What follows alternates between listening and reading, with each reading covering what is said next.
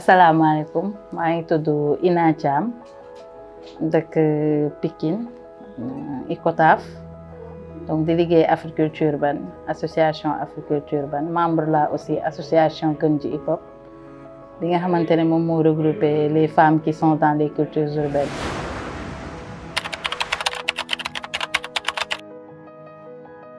Pikine laa jàngee primaire ba collège. Après bi ma amee BFEM si laa dem Guédiawaye lycée Limamoulaye ma def foofu tout le lycée S2 ensuite bu ma amee bac j'étais à l'université Cheikh Anta Diop foofu laa defee sciences éco ba 2 ans deuxième année ma arrêté après ma def une formation en délégation médicale ma am sama diplôme délégué médical.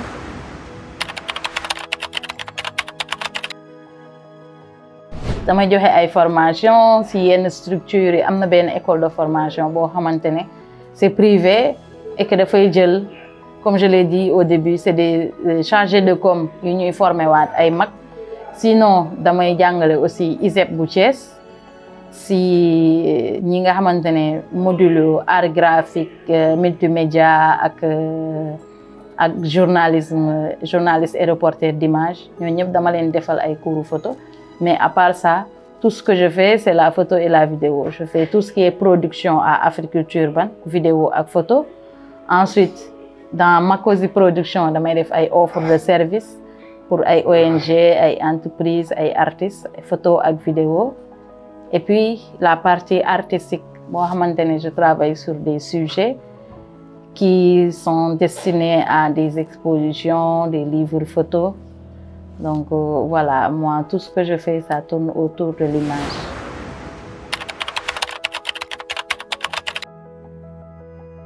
En tant que délégué médical, je fais des stages en pharmacie. Mais en même temps, je suis une copine qui s'appelle Wasso. Nous venons juste visiter l'Africulture urbaine parce que nous avons des activités et tout ça. Nous venons visiter. Après, j'ai senti que l'association bi li muy def intéressé na ma si laa intégré association bi 2010 ba 2012 ñu am benn projet bu tudd Hip Hop Academy donc Hip Hop Academy pôle formation la association bi boo xamante ne dañuy def formation en audiovisuel graphisme DJing management culturel et en plus projet bi dafa àndoon ak centre de documentation bi nga xam c'est spécialisé hip hop. Man passionné de lecture centre de doc bi ça m'intéressait beaucoup donc ma jël comme pour manager projet centre de doc bi après ma defaale ma participer ci formation audiovisuelle bi donc foofu la vraiment si laa commencé intéressé aussi audiovisuel parce que li ñu jàng ci formation bi c'est cinéma la filmer montage réalisation voilà après c'est là foofu laa xamee photographie mais centre de doc bi moo gën a yokk tax ma concentré aussi photographie parce que centre de doc bi bibliothèque la boo xamante ne nit ñi dañuy ñëw àbb ay livres lire loolu benn volet la mais deuxième volet bi c'était man en tant que manager dama waroon di suivre activité hip hop yi am di ko photo di ko archiver di ko def ay éléments d'archive pour centre de doc bi vraiment foofu loolu moo tax ma gën a focus ci photo.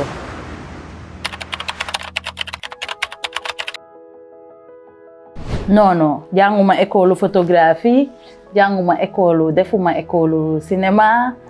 voilà lépp ci formation bi Hip Hop Academy 2 ans lañ def 2 ans yi dañ def cours 6 mois ensuite ñu am stage ci fin wu 2 ans yi dañu am stage. ñu dem ci ay festival bu tombeel na festival d'Avignon ñu dem festival d'Avignon en tant que stagiaire ñëwaat tombeel ak donc à part formation bi j'ai participé à beaucoup d'ateliers bu ma gis ma dem bokk jàngaat à chaque fois ay master class tout ça mais vraiment j'ai pas fait d'école de cinéma ni de photo.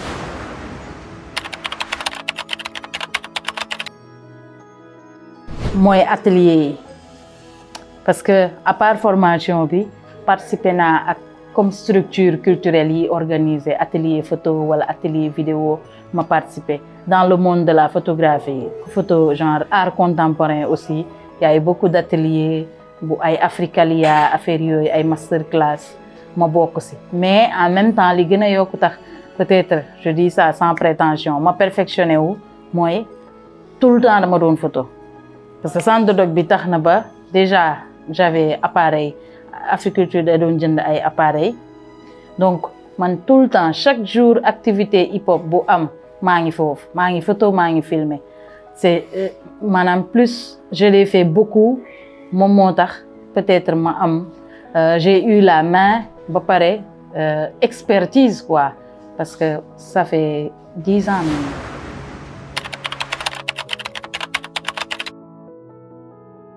Pour réussir ces photographies il faut le faire. Bon, c'est comme une langue, quand tu ne la parles pas, tu ne maîtrises pas la langue. Mën nga jàng anglais école mais doo ko wax ci mbedd mi donc mënoo déggoo anglais. Donc c'est la même chose ak photo. Pour man la moindre chose bu ñu jàng il faut ñuy photo tout le temps di def ay erreurs di yàq appareil bi ñu koy defaraat di laajte aussi man c'est surtout ça mooy di laajte. Il faut faire des photos tout le temps, il faut faire des erreurs, après il faut demander parce que y a des gens ñoo xamante ne ñoo ngi fi ñoo ñu gën a xam.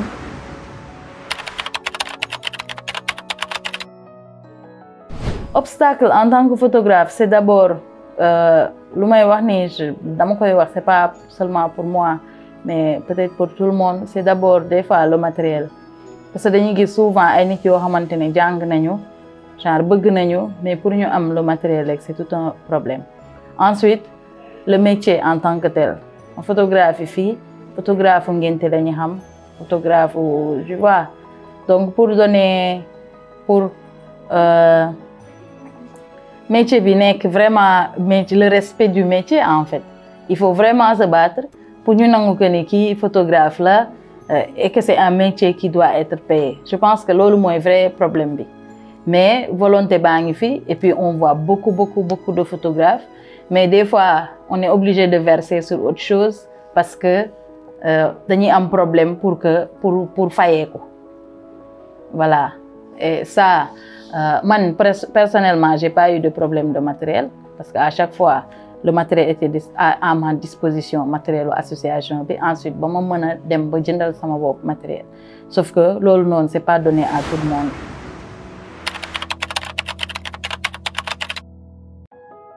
Non de genre bañuñu ko mais au début comprendre ñu en fait parce que moi je suis issue d'une grande famille où j'ai machallah beaucoup de frères grands frères donc au début xam nga ku jógee université des formations ba am diplôme délégué médical après genre 1 an 2 ans après ma bàyyi genre après le stage ay délégation man bu ma xamee Africulture ban j'ai tout arrêté. Donc loolu ñoom comprendre ñu ko woon pendant 2-3 ans quoi il se disait kii lu muy def nii sama mag yu góor yi dañ doon wax sama yaay kii da nga ko bàyyi si lu ko neex kenn xamul lu muy def muy ànd ak ay xale yu góor comme ça comprendre ñu et ça je pense que aujourd'hui man je comprends que c'est logique cette réaction là mais le fait que comprendre ñu et que parfois au début jéemuñu xam man si lan laa nekk genre daf ma doon frustré à un moment donné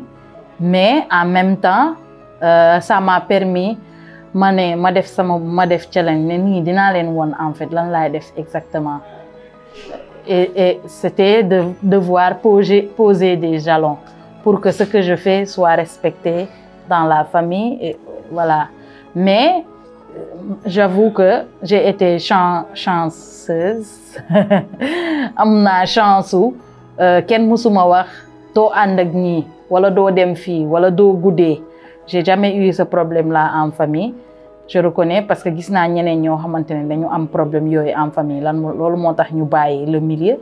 moi j'ai pas eu ce problème là li ma amoon rek mooy montrer que ce que je fais c'est un métier et que je ne suis pas en train de traîner avec des hommes.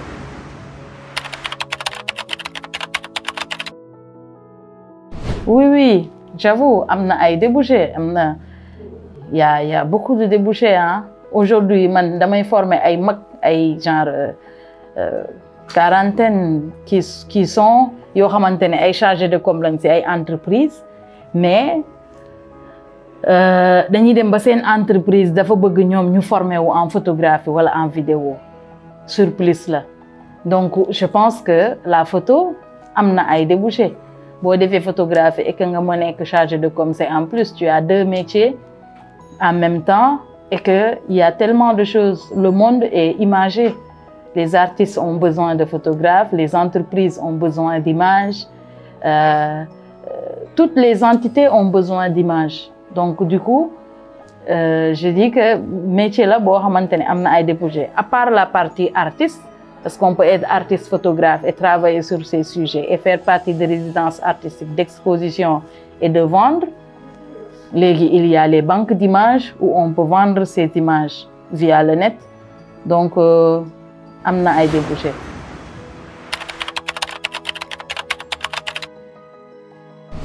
Man par exemple un sujet su ma décidé travailler ci benn sujet il faut réfléchir le sujet là il y a toute une réflexion il y a tout un travail préalable avant ngay dem téye appareil bi ne karaj mu photo il faut nga def sa démarche artistique il faut nga xam idée bi c'est quoi nan nga koy photo bu fekkee ay modèle la ay portrait la kan mooy modèle bi lan moo tax nga choisir modèle bi à la place de quel modèle est-ce que ñu ñuul laa bëgg est-ce que ñu njool laa bëgg est-ce que ay couleur lañ war a sol c'est parce que thématique bi ñu décider photo la il y a toute une réflexion donc yombul da ngay gis benn image nii rek nga ni waaw photo bi bon ok ça va mais am na travail boo xamante ne moo nekkoon au préalable je parle de photographie artistique bien sûr moo nekkoon au préalable moom moo def loolu mooy photo en réalité c'est pas instant bi nga naan karaj mais toute la réflexion derrière et puis il y a toute la technique boo defee waree def ay photos extérieures des fois c'est comme les films tu fais un repérage lii ma bëgg a photo nii bëgg a am lii ban heure la ak ban fan laa war a taxawee naaj bi nan la mel est-ce que dafa taw nga mujjee arrêter parce que tu as besoin de soleil donc il y a tout ce travail là.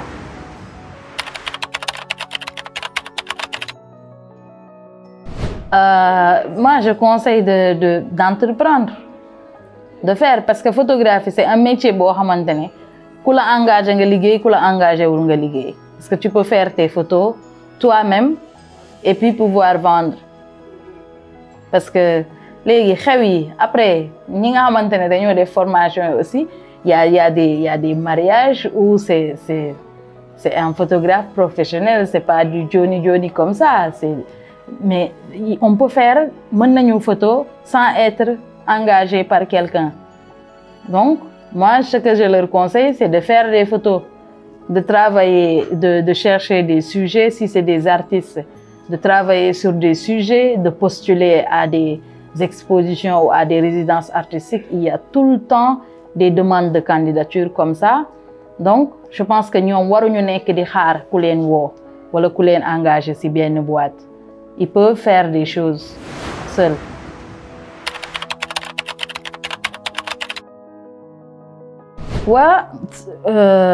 Moi je dirais politiquement l'entrepreneuriat féminin c'est tellement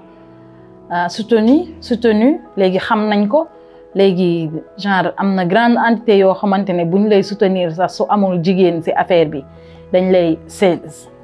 modalité là en fait pour soutenir la donc pour man entrepreneuriat féminin il y a tellement de choses qu'on peut faire li may conseil mooy en fait bañ a ragal ak bañ a ne da ngay duma jël tel risque c'est des risques à prendre et ne pas avoir honte de jël benn risque et puis wala nga bëgg a def benn affaire bi couler nga ne noo bàyyi naa parce que toutes les entreprises ont eu des moments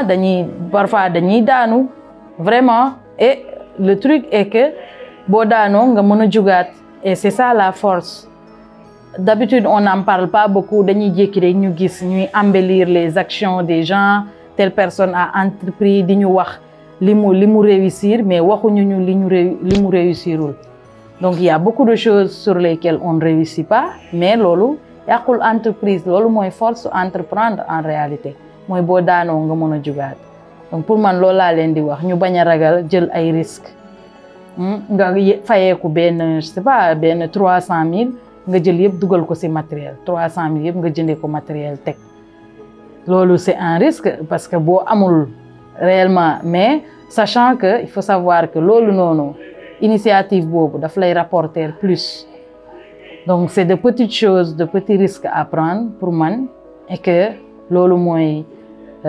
c'est ça la réalité de l'entreprise.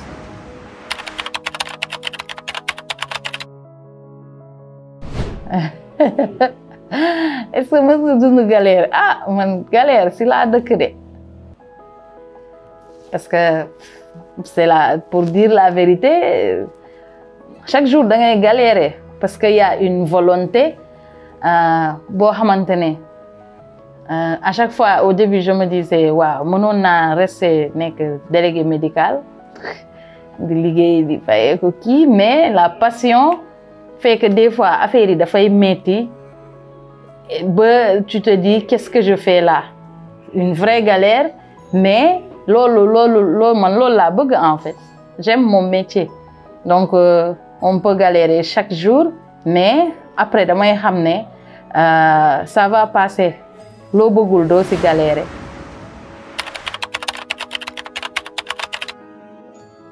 Mot de la fin damay remercier ñi nga xamante ne ñooy seetaan ak ñi produire ñoom Ibra et puis de dire oui je lance un appel affaire yi dañuy jàppalante rek ñuy ñaanalante c'est main dans la main kenn mënul def dara moom kese il y a toujours un soutien et c'est dans l'unité qu'on réussit des choses énormes voilà.